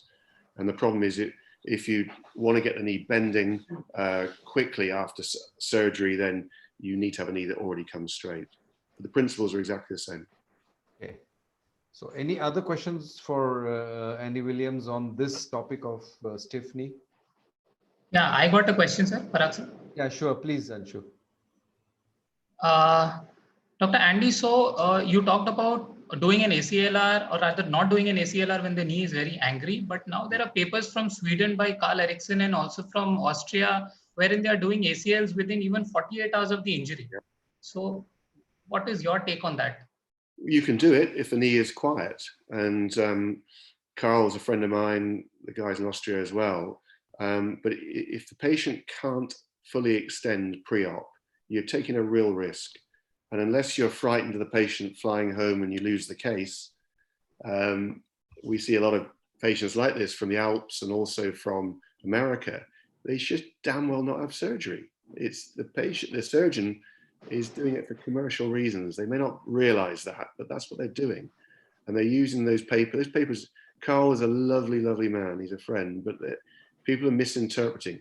Because of my professional athletes, I frequently do ACLs within 48 hours of injury, but I also frequently tell them, no, I'm not going to operate for a month. And I'm old enough and ugly enough now, I don't need the work. And they can see somebody else if they want the operation earlier. And every now and again, even I have my arm twisted. 100% of the time I regret it. And then you're in for months of misery. And I've got a footballer I can think of right now, about 3 years ago. It's just, as we say, a shit fest. And you can avoid it by explaining to the patient and working with the physios, get that knee quiet. And of course, there are some that can't get straight before we do the ACL, and they need surgery for fat pad release, remove the ACL stump to get them moving before you'll agree to do it. I had a dentist who hated me, but it did the right thing. You know, I did that clearance at 3 months, or just before 3 months, and then delayed the ACL for another 6 months until she proved to me she could keep it moving. So you've got to be strong, guys, girls. So it is the presence of knee extension and not the time of the surgery that's important, right? So I missed that. So the patient should have total knee extension. It does not matter whether it is 48 hours or 8 days or 3 weeks. Exactly. And I would say active extension. If they can't fire their quads well enough to extend their knee fully, then I wouldn't do it. Passive extension is not enough for me. Okay. Right, next question. Yeah, so next question is for you, Sachin. The 3-4 questions. First is that once you've done a debridement and in a situation where you have to remove the ACL, when is the right time to go in and do a revision ACL? First is, I think I'll answer it in 2 steps. Once you're very sure that all the blood values have come down, number 1. Number 2, his knee is quiet. Number 3, he's got good strength. He's got good function of his knee joint. Those are the 3 criteria that I will consider first. That's part 1. In part 2, I'm going to look at his tunnels. So I'm going to see what sort of tunnel dilatation there is. And that will sort of determine if it is a horribly infected knee, which has settled down maybe in about 3 months or 6 months. Then whether I need to do a 2-stage or a 1-stage for tackling those tunnels, that's going to be my second consideration. So to give a ballpark answer, I think after the knee settles completely, the patient is off any form of antibiotic therapy. He has got he's undergone good physical therapy. I'm going to wait for at least 3 months before even we start discussing redo surgery. Okay, anybody from the panel wants to add anything more? Dinsha, Andy? Okay, so another question, Sachin, which has come up is that you talked about the vancomycin wrap. Yes. You said you use 100 ml of saline, normal saline. Yes. So the question is ringer lactate solution better than normal saline? Well, I don't think so. The reason being is that all the data that we have now is with the use of normal saline and vancomycin. I'm not very sure as to what happens to the vanc when we soak it in the ringer lactate. So I don't have any data on that. Andy has some data on using betadine soaked grafts. Does he still use them? Sorry, who was that? Betadine soaked grafts. Do you use them? You would soak your grafts in betadine? Not anymore. Not anymore. Okay. I think it's probably 10 years ago we started using vancomycin. I was taught, in fact, by Tim Spalding and Pete Thompson. They had an awful case and they started doing the wraps, but also we changed our prophylaxis at the same time to add in ticaplanin. So the first time I saw you use betadine was when you were in Pune in 2013, and during a live demo, you actually soaked your graft in betadine. And I did happen to ask you why you're doing that. He says, can't you hear all the tenocytes screaming that, why are you killing me with povidone then? You know, So, I don't, basically, I still splosh it. I keep sploshing Betadine everywhere. I keep doing a lot of that. I can't remember, I actually can't remember wrapping grafts, but not wrapping grafts, just, I don't remember doing laying them, yeah. Okay. Yeah. Any more questions, Parag? Yeah, so one more question. Is there any situation, Sachin, when that you've done a debridement, you've removed the ACL, you've cleaned the tunnels, and there's some kind of fibrosis which sets in and gives some stability to the knee. So have you seen any situations when you don't have to do a revision, even though you've removed the ACL graft? So if I followed up all the patients on whom I've done surgeries for infection, 90% of them have come back saying that they don't want surgery. I think probably they're too scared of it. 90% of them have not had a revision ACL. And probably I think they're too scared of it. They've had enough in life. They've reset their goals. And I've really actually done surgery only on about 4 or 5 patients after having had, for whom I've treated them for infections. Is it because they are scared, you're saying, or is it because they have inherent stability? So it's, I think, a combination of everything. One is that, probably the slight amount of fibrosis that sits in the capsule maybe gives them some pseudo stability. One. Second is that they reset their quality of life, definitely after having had an infection. And I think that whole process of going through 2 or 3 surgeries with debridements and antibiotics probably doesn't want them to sort of venture near that. That's my experience. Andy, Dinshaw, Aru, your experience? I've only ever had to sacrifice an ACL in one case, and he actually had recurrent infection, so I just took it all out. All the others, I've preserved the graft. Now, I noticed in one of that video, there's a lot of synthetic material in that graft from the suturing. If you've got braided synthetic tape or suture, you're never going to get rid of the infection. So I applaud people who've got the guts to take the graft out. But the reality is that I've, apart from that one case, never had to sacrifice the graft, and we've got a result. My regime is, if in doubt, I do a synovectomy, as you say, 4 portals at least, often 6. I use a minimum of 15 litres of fluid under pressure. When I do most of my surgery, just use a hand pump. I actually put a proper arthroscopic pump in and power through high pressure at 150 millis of mercury. And then I come back at 2 days and I just wash out the blood clot that I've created. So it's a very, very thorough and aggressive approach. And when you look at cases, when you're young, particularly, or inexperienced, you try and talk yourself out of the reality of an infection and you leave it. Yeah. If in doubt, just do it. Yeah. And the problem after the surgery is the risk of stiffness, which is pretty much inevitable. But if the patients are educated well, if they work hard, it's not too big a problem. The other issue is that the huge white cell response, with all the enzymes being let into the joint to try and kill the bacteria, softens the articular cartilage. So you've got to really look after the articular surface. So we often use CPM to try and nourish it, and also keep the non-weight bearing for a few weeks.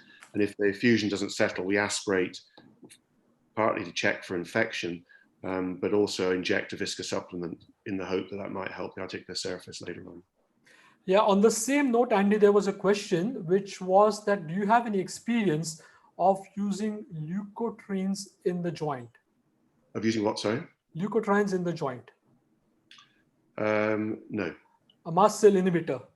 Yeah, no, I've got no experience. I know there are 1 or 2 articles suggesting reduction in stiffness. Yeah. But those papers, I reviewed them, I mean, they're quite a few years ago. I reviewed them, but excuse me, the data wasn't great quality. Mark Philippon at the Stephen Philippon, in Colorado, uses an antihypertensive drug. He believes you get less stiffness from that, but again, it's orthopedic science rather than real science. Yeah. Okay, Yes, Parag. So one question to you, Sachin, regarding prevention of infection. Is it better to do ETO sterilization of your cameras rather than using a camera cover? So I have gone away from camera covers for maybe the last decade plus. Okay. I always, previously I was using ETO, and over the last maybe at least 7 years, 8 years, I'm completely on plasma. Okay. I don't use camera covers at all. So Dinsha, your experience? I think most cameras can be steroid now, a lot can be autoclaved. So I think that's probably the safest. Yeah. Okay. Andy? Yeah, no, we're the same. We stopped using covers about 5 years ago, and obviously different hospitals have different equipment, but ours are fully sterilizable now, which is fantastic. Sandeep, any comments on that? What is your way of sterilization of cameras? Sir, I do use sterilization with plasma. Okay. Yeah, That's the place where I Aru, work. anything different? Unmute. Unmute, Aru. Unmute yourself, Aru. Aru, you're muted. That's it. Yeah. Not Yeah. using camera covers. So our way of sterilization is a plasma. Plasma. Okay, so I think that's the consensus. So that's the answer to the question which came. One more question to Andy. So Andy, in your primary ACLs, when do you decide that you want to do extra articular tenodesis or ALL? I know you don't do an LL, but in a primary setup, when would you do lateral extraarticular tenodesis? So basically, whenever I'm worried, which means any under 16-year-old, and for most primaries, I do a modified Lemaire. I use a suture anchor to attach the IT band graft just proximal and posterior to the LCL attachment to the femur. And with X-ray control, you can get your suture anchor distal to the growth plate. So all kids get it, all immature skeleton. Big hyperextenders, that's quite a big risk factor for ACL. Those are generally rather loose. Those with a strong family history. And in my elite athletes, guess what? I worry more, so I tend to have a lower threshold. And so basically any case I think is at risk. So we mentioned the malalignment issues of varus or valgus indeed, or high tibial slope. Anywhere I think I need a bit of help, that's when I'm going to add it in. So a big pivot shift as well. So is your preferred method anchor, or do you use staples or tunnels? For revisions, I tend to use a Macintosh with staple to fix the graft on the distal lateral femur, the metaphysis. Whereas in primaries, I make a smaller scar, a shorter graft, and fix it very close to the LCL attachment to the femur using a suture anchor. I guess the fixation is less good quality, but it's more cosmetic. I think it's adequate. Some people drill a tunnel at that point, Lemaire's point, but my experience is that once you've drilled more than 20 millimeters, your chance of hitting the femoral tunnel of the ACL is very, very high. I know people say you can drop your hand or you can leave a reamer in the tibia and do inflection, and I appreciate all that, but it seems to me, perhaps I'm just not good enough, but I hit the femoral tunnel very frequently. And if you use an ender button with a hamstring, that might mean you lose fixation. Okay. Sachin, a question to you that you spoke about infections, and after doing a steroid shot, you should not do ACL reconstruction. So what is the duration between the steroid shot, if at all the patient has got it, that you would defer your ACL reconstruction to? I think I would try and refer surgery for at least about anywhere between 4 to 6 weeks minimum. 4 to 6 weeks. Yeah. Okay. Yes. So how much time, Sachin, we have about? We have many more questions. Should we go for 5 minutes more at least? Or? Yeah, maybe just wrap it up in 5 minutes. Yes. Yeah. 2 hours now. Yeah, I know. So Dinsha, the question is to you now. You spoke about meniscal deficiency. So in case the meniscus can't be repaired and you have to resect the meniscus, how much resection of the meniscus is safe so that to avoid any instability or secondary destabilization of your ACL? Well, that's never really been studied. I think if you're just taking out a few millimeters of zone 3, probably that's not going to make a difference. But I suspect that's not going to be the case in a revision scenario. In a revision scenario, you're going to be left with a large sort of tear. Repair whenever possible. Certainly the roots need to be repaired, the ramps need to be repaired. If you're going to trim off some portion of the meniscus, you're going to have to ask your patient for some amount of activity modification subsequently.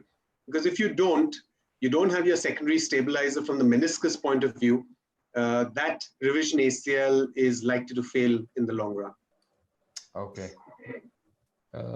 This question is from Sunil Apsangi to Andy Williams. Question is, when would you consider, if at all you do, over-the-top femoral graft? I've only done this once or twice before, and it's basically when the patient really wanted to have a one-stage procedure, plus they had a very large femoral tunnel. So, and it worked very well. And I think we tend, because it's viewed as old-fashioned, tend to think perhaps it's not the right place to, not right thing to do, but it's a very good option. We had this business with the so-called anatomic femoral placement in the center of the footprint, but in my experience, particularly my athletes who are really going to test their ACLs, I increased my re-rupture rate 2.5 times for hamstrings and doubled it for patellar tendon. So I've gone back to an AM bundle position. And if you look at that position, it really is pretty close to over the top. So I think that, Stefano Zaffanini from Bologna has published a big series with the over-top method. He also takes the graft over the top, but then down on the lateral side as Tina D says. And it's a very useful trick. So on the femoral side, you can always do a one-stage procedure. It's, as I say, the tibia that's the problem. One more question to you, Andy, again on the arthrolysis talk. This is from Dr. Sanayam Chaurasia, who's an orthopedist and an entertainer, he writes. I don't know what he entertains, but I could do with some entertainment, Dr. Sanayam, at this point of time. But nevertheless, coming to the question, when you release in the gutters, when you're doing your arthroscopic arthrolysis or adhesiolysis, what is your end point? How do you know when to stop in the gutters or in the patellofemoral joint? It's a very good question, but you have your punch open and you push it, and as you push, you'll just feel it give as you go through it. So you push, it gives, move up a bit, gives, and you just feel it yield. And what you're doing effectively is you're unzipping the gutter up to the suprapatellar pouch and then down the other gutter. And so you've got a single line of incision that separates the rind of scar tissue from so 2 layers of it. And if you think about knee motion, the extensor mechanism has to slide around the front of the femur, so you need an open pouch, but those tissues also have to slide around the medial and lateral gutters, and so they have to be open as well. Okay. So Parag, can I ask a quick question? Yeah, and please. I'll get an answer. I'll expect an answer from yourself, Aru, Dinshaw, and Andy.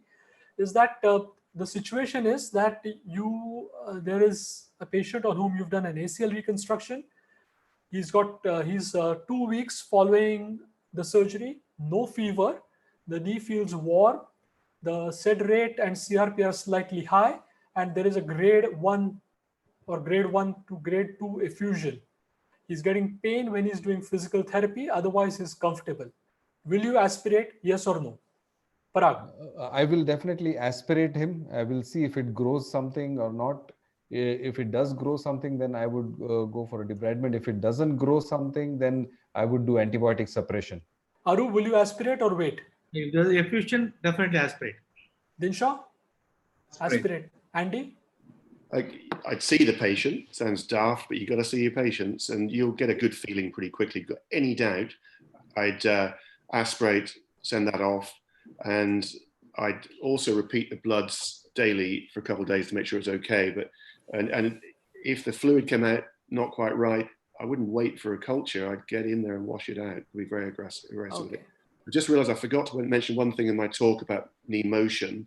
With the quadriceps plasty, it works extremely well. And I've only twice ever had to do a VUI plasty. And the rehab following quads plasty is so easy. You just get on with it.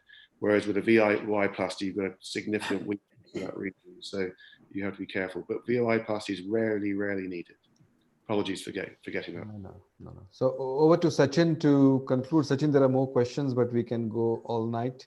But I think all good things have to come to an end as this lovely session. Over to Sachin Tapaswi to conclude.